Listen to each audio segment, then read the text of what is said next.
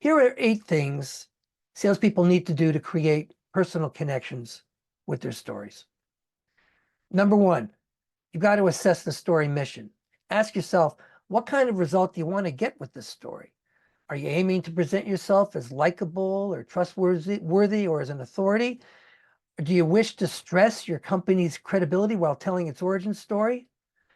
Are you aiming to talk up the skills of your colleagues or your CEO or to close a deal? You've got to be clear on your objective for the story and choose the story that fits the objective. Number 2, you've got to follow the structure. And generally, a good basic business story generally includes a setting, a mission, characters, a dilemma, a turning point, a solution, and a message. But understand that no story will be ready to use right out of the box. What do I mean by that?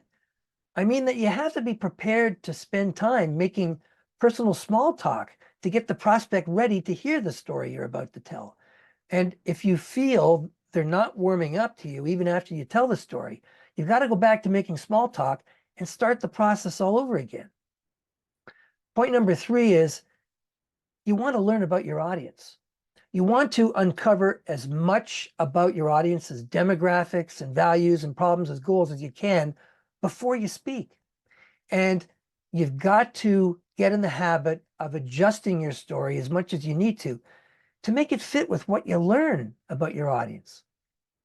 Point number 4 is you want to establish characters. Now, this is a really literary talking point. Who's your protagonist? Who's the hero? Who or what is the antagonist? That's the person or situation that's fueling the problem.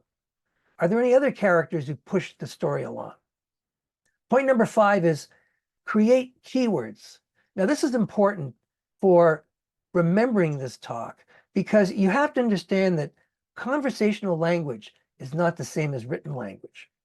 So even a script that you created for yourself days or weeks ago might not fit how you feel and need to speak in a conversation today.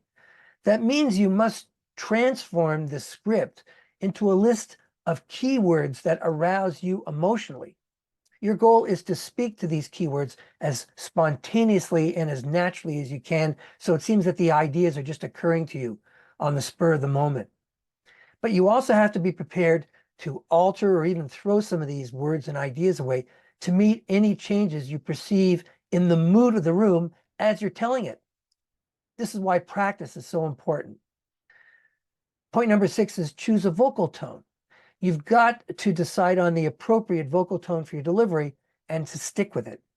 You have to understand that your tone when you've just met someone and are trying to establish trust is going to differ from your tone later on in the relationship when you're trying to close the deal and by now you may be speaking with greater familiarity. You have to adjust. Point number 7 is practice. Try telling those stories conversationally into the recording tools on your laptop or on your phone, and then self-critique diligently.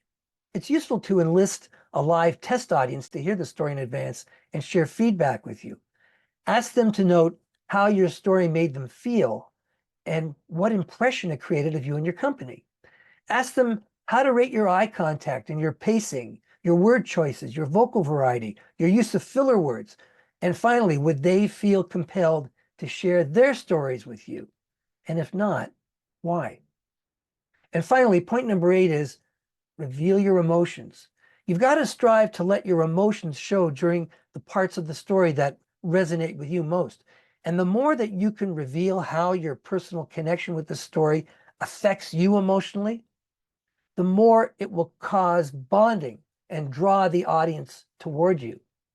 Friends, we can forget sometimes that selling goes best when we're able to frame our mission as helping people overcome or solve a problem or take away a pain point.